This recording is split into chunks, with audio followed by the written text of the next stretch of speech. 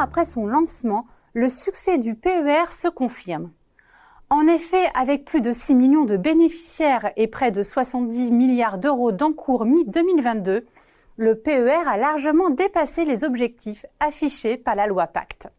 Le volontarisme des acteurs insuffle même un nouvel élan au marché de la retraite supplémentaire, comme en atteste le partenariat d'envergure entre Malakoff Humanis et Siena IM dans la gestion pour compte de tiers, avec l'ambition commune de faire émerger un leader de l'épargne retraite et salariale en France.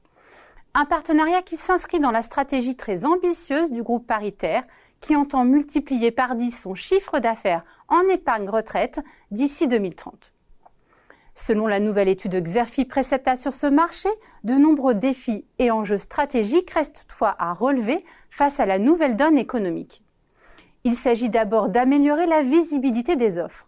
Un effort de pédagogie s'impose absolument pour asseoir le nouveau PER et élargir la base des souscripteurs, alors que moins de 20% des Français affirment bien le connaître. Autre enjeu, le soutien des perspectives de rendement. Cela représente un véritable tour de force compte tenu de l'inflation et de la volatilité des places financières. La question de la lisibilité des offres se révèle aussi cruciale. Dans ce contexte, à quelles évolutions du jeu concurrentiel faut-il s'attendre pour les acteurs historiques de l'épargne retraite et salariale? Et quelles perspectives se dessinent pour le marché?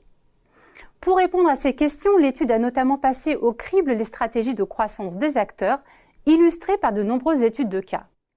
Parmi ces stratégies, retenons l'allègement des contraintes de solvabilité et en particulier la constitution de FRPS, ces nouvelles structures mieux calibrées pour gérer les engagements de long terme.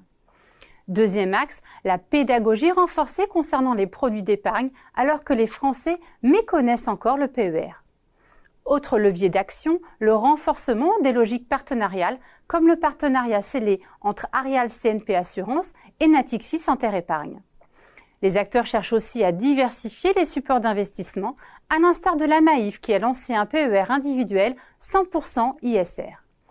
L'étude fait le point également sur la digitalisation de l'offre et des process, avec l'analyse de cas éclairants, comme celui d'Epsor qui propose une offre d'épargne salariale 100% digitalisée.